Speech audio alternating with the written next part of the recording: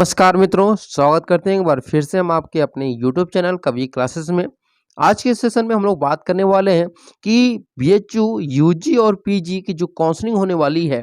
जैसा कि आप लोगों का रिजल्ट आ चुका है और जल्द ही ऑफिशियल मेरिट लिस्ट भी आ जाएगी और वहाँ पर यूजी और पीजी यहाँ तक कि जो बीए, बीएड या बीकॉम, एमकॉम, एमए, एमएससी सभी के लिए कौन से डॉक्यूमेंट यानी दस्तावेज ज़रूरी हैं, उनके बारे में यहाँ पे बात किया जाएगा। तो चलिए बिना समय गवाए आज हम लोग बात करते हैं, यानी यहाँ पे चर्चा किया जाएगा कि कौन से डॉक्यूमेंट आपको काउंसलिंग के लिए आवश्यक होंगे।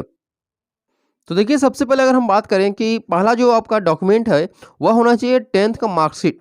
ठीक है, 10th आप जो लोग भी पास किए होंगे उनको जरूर ये मार्कशीट मिली होगी। उसके बाद 12th का पासिंग सर्टिफिकेट, और ये हम बात कर रहे हैं ये पासिंग सर्टिफिकेट उन लोगों को मिला होगा जो कि लगभग 2018 के पहले पास किए होंगे।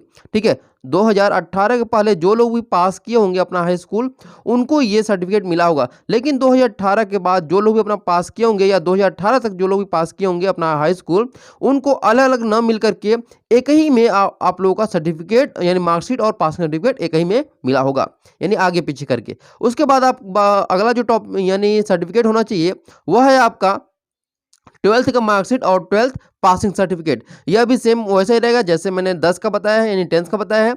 उसके बाद आपका टॉप मतलब सर्टिफिकेट होना चाहिए अंडरटेकिंग फॉर्म, यानी अगर आप ग्रेजुएशन में एडमिशन ले रहे हैं, जैसे बीए में ले रहे हैं एडमिशन, या फिर बीकॉम में ले रहे हैं, या फिर बीएससी में ले रहे हैं।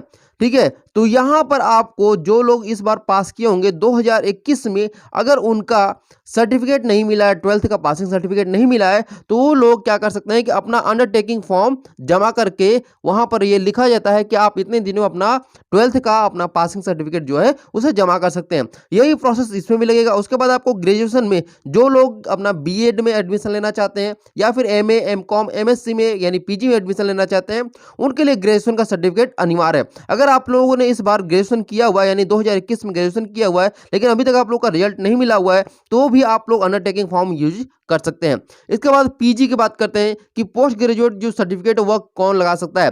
तो पीजी का सर्टिफिकेट उन लोगों के लिए जरूरी है जो कि इस बार बीएड तो कर रहे हैं, यानी बीएड एंट्रेंस एग्जामिनेशन दिए हैं, लेकिन वो लोग अपना ग्रेजुएशन पे बीएड न करके पीजी पे ग्रेजुएशन कर रहे हैं, क्योंकि बहुत सारे लोगों का ग्रेजुएशन में 50% से कम मार्क्स आए हुए हैं, तो वे लोग पीजी करके यानी कि पोस्ट ग्रेजुएशन करके बीएड में एडमिशन लेना चाहते हैं, तो उसमें उसके आधार पर आप लोग का पीजी का सर्टिफिकेट अनिवार्य होगा। अब ये बात करते हैं गैप सर्टिफिकेट। बहुत सारे लोग जो है कोरोना की वजह से अपना यानी कि 2020 में अपना एडमिशन कहीं भी नहीं ले पाए थे, तो इस वजह से अगर आप 2020 में आप लोगों ने कहीं एडमिशन नहीं लिया हुआ था या एडमिशन ले लिया था और उसके बाद यानी 2021 में भी 20-21 में आप लोग अपना पढ़ाई कर रहे थे, तो वहां पर आप लोग अपना एडमिशन ना, जैसे फर्स्ट ईयर में इस बार कहीं पर एडमिशन लिए हुए हैं और आप चाहते हैं कि आप फिर से यहाँ पे बीए फर्स्ट ईयर करें यहाँ पर। ठीक है, तो अगर आप यहाँ से करना चाहते हैं तो आप पुराने स्कूल में जहाँ से आपने 12th पास किया या ग्रेजुएशन पास किया है, वहाँ का आप लोग गैप सर्टिफिकेट वहाँ से बनवा सकते हैं। ठीक है, अब बात करते हैं यानी गैप सर्टिफिकेट जो होता है वह एक नोटरी की तरह होता है। आप नोटरी पे वहाँ पे लिखवा सकते हैं किसी भी वकील से,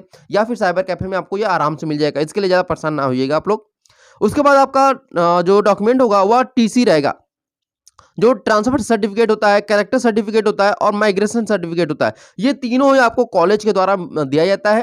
ठीक है, और ये कॉलेज आप कहीं भी एडमिशन लिए होंगे, चाहे आप करंट टाइम में फर्स्ट ईयर में होंगे कहीं पे और बीएचयू में एडमिशन लेना चाहते हैं, फिर से फर्स्ट ईयर करना चाहते हैं, तो भी आप अपने पुराने कॉलेज से जहां पर आप लोगों ने 12th या ग्रेजुएशन किया वहां से आप लोग अपना ये टीसी, सीसी और माइग्रेशन अपना ले सकते हैं। इसके बाद आपका आता है अगला जो डॉक्यूमेंट होना चाहिए वह इनकम सर्टिफिकेट और कास्ट सर्टिफिकेट होना चाहिए, और ईडब्ल्यूएस सर्टिफिकेट। अब बात करते हैं एक एक करके इनकम सर्टिफिकेट पर। तो देखिए, जो इनकम सर्टिफिकेट है वह आपको अगर आप यूपी के हैं तो आपका स्टेट का रहना चाहिए। ठीक है, किसका रहना चाहिए? स्टेट का। कास्ट सर्टिफिकेट और इनकम सर्टिफिकेट, इसके साथ साथ आपका जो यहाँ पे ईडब्ल्यू सर्टिफिकेट है, अगर आपका ब्लॉक लेवल का है तो भी चलेगा, लेकिन ट्राई करिएगा कि जो मतलब डिस्ट्रिक्ट लेवल का है, तो मतलब जिले स्तर का आपका ईडब्ल्यू सर्टिफिकेट रहेगा तो बहुत अच्छा रहेगा। लेकिन अगर किसी वजह से आप लोग का नहीं बन पा रहा है, ब्लॉक स्तर का ईडब्ल्यू सर्टिफिकेट है, तो भी ये कार्य करेगा। यही आप बात करते हैं कि जो इनकम सर्टिफिकेट और कास्ट सर्टिफिकेट है, एक बार आप इसे नेट पर जरूर वेरीफाई कर लीजिएगा कि आपका ये जो है वेरीफाई है कि नहीं है। ठीक है, यानी वैलिड है या फिर नहीं है। बहुत सारे लोगों का इनकम सर्टिफिकेट, कास्ट सर्टिफिकेट जो है वह 2020, 18 या 19 का होगा, तो वो वैलिड है कि नहीं ये जानने के लिए आप अपने सर्टिफिकेट जो है वह नेट पर वेरीफाई कर सकते हैं। अब अगला टॉपिक मतलब आपका जो सर्टिफिकेट होना चाहिए, डॉक्यूमेंट होना चाहिए, वो रेसिडेंशियल सर्टिफिकेट, यानी कि जो निवास प्रमाण पत्र है इसको बोला जाता है।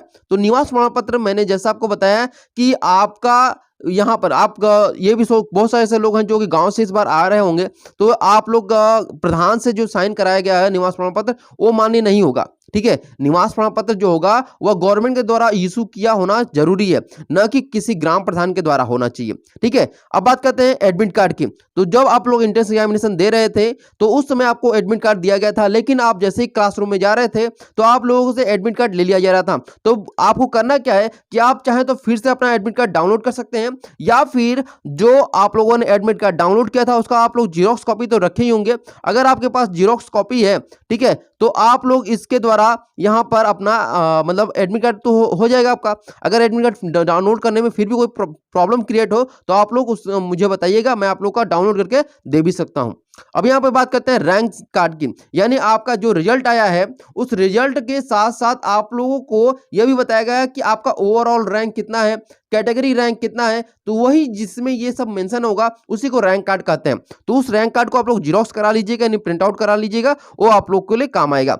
एप्लीकेशन फॉर्म देखिए उतना जरूरी नहीं होता है, लेकिन कभी कभी क्या होता है कि कुछ चीजों में मिस्टेक होने के कारण, यानी ईडब्ल्यूएस सर्टिफिकेट कोई नहीं लगाया होता है, या कोई भी चीज मतलब मिस्टेक बाय मिस्टेक हो जाता है, जैसे नाम में स्पेलिंग में मिस्टेक हो जाता है, तो वहां पर ये आप लोगों से मांगा जाता है कि आप लोग का एप्लीकेशन फॉर्म है तो आप लोग दिखाइए।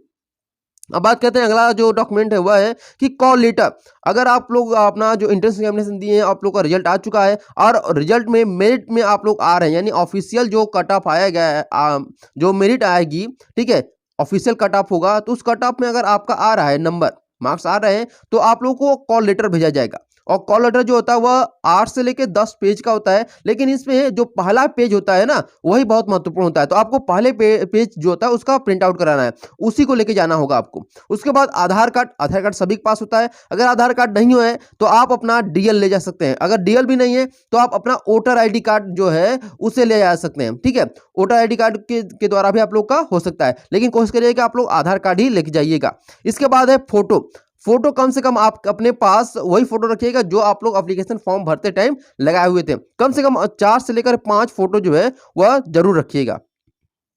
उसके बाद है बर्थ सर्टिफिकेट। बहुत से लोगों के पास जो गांव से बिलोंग करते हैं उनके पास बर्थ सर्टिफिकेट नहीं होगा, तो एक काम करिएगा, आपका जो 10th का सर्टिफिकेट होगा उस पर आप लोगों का डेट ऑफ बर्थ रहता है, तो वही आपको यहाँ पे बर्थ सर्टिफिकेट के लिए काम आ जाएगा। स्पेशली मैं गांव के लड़कों के लिए बोल रहा हूं, और शहर के जो होंगे तो उनके पास बर्थ सर्टिफिकेट होगा भी, अगर नहीं भी होगा तो भी आप लोग अपने 10th के मार्कशीट के द्वारा इसके वेरीफाई कर सकते हैं कि ये मेरा बर्थ सर्टिफिकेट है। इसके बाद है मेडिकल सर्टिफिकेट। मेडिकल सर्टिफिकेट सभी के लिए जरूरी नहीं होता है, सिर्फ पीडब्ल्यूडी जो कैंडिडेट हैं उनके लिए ये जरूरी होता है। तो पीडब्ल्यूडी कैंडिडेट जो भी है वो अपना मेडिकल सर्टिफिकेट बनवा ले, और खास करके सरकारी जो अस्पताल है वहां के जो सीएमओ है, यानी कि चीफ मेडिकल ऑफिसर, उनसे वेरीफाई करा लें, किसी सरकारी डॉक्टर से नहीं बल्कि सीएमओ से वेरीफाई कराइएगा अपना मेडिकल सर्टिफिकेट। इसके बाद बात करते हैं बीएचयू स्टूडेंट सर्टिफिकेट। जो बहुत सारे ऐसे लोग जो स्टूडेंट हैं जो कि इस बार पीजी कर रहे हैं, यानी पीजी का एंट्रेंस एग्जामिनेशन दिए हैं, लेकिन वो पहले से ही बीएचयू में स्टडी कर रहे हैं, तो अगर वो आप स्टडी कर रहे हैं बीएचयू में, यूजी का कोर्स कोई कर रहे हैं,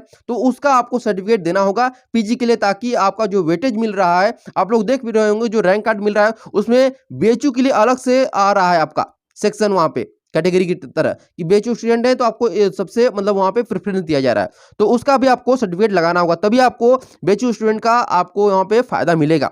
अब बात करते हैं बीएचयू एम्प्लॉय सर्टिफिकेट। और आप जैसे कि मैंने बताया कि जब आप रैंक कार्ड देख रहे होंगे तो ओवरऑल रैंक, कैटेगरी रैंक, उसके बाद बीएचयू स्टूडेंट का जो रैंक है वो, उसके बाद आखिरी में आपको आता है अगर आप बीएचयू एम्प्लॉय हैं, मतलब बीएचयू एम्प्लॉय के अगर बच्चे हैं तो वहां पे आपको सर्टिफिकेट लगाना होगा। यह जो बीएचयू एम्प्लॉय होते हैं वह वहां के जो गार्ड होते हैं वह भी हो सकते हैं, या चपरासी हो वो भी हो सकते हैं, या संविदा पे जो भी व्यक्ति कार्य कर रहे हैं वहां पे, ठीक है, वो भी लोग हो सकते हैं बीएचयू एम्प्लॉय। तो जो भी लोग हैं बीएचयू एम्प्लॉय वो अपना सर्टिफिकेट बनवा करके अपना वहां पे जब काउंसलिंग हुआ तो वहां पे दे सकते हैं। इसके बाद आता है रेसिडेंस कम डोजियर फॉर्म। ये आपको जमा जरूर करना होगा। बहुत कम लोगों को पता है कि रेसिडेंस कम डोजियर फॉर्म कहाँ से मिलता है। तो अगर आपको नहीं कहीं से प्राप्त होगा तो जरूर कमेंट बॉक्स में कमेंट करिएगा, आप लोगों को उसका लिंक दे दिया जाएगा डाउनलोड करने का। इसके बाद एनेक्स्चर 10 फॉर्म उन लोगों के लिए जो कि ऑनलाइन अपना यहाँ पे काउंसलिंग कराएंगे। आपको पता है कि जो पीजी के स्टूडेंट हैं उनको ऑनलाइन काउंसलिंग कराना है, तो पीजी के स्टूडेंट के लिए एनेक्स्चर 10 फॉर्म तो जरूर भरना होगा। तो अगर एनेक्स्चर 10 फॉर्म आपको नहीं मिल रहा है, नहीं भरने आ रहा है, तो उस पर एक वीडियो बना दिया जाएगा अगर आप डिमांड करेंगे तो।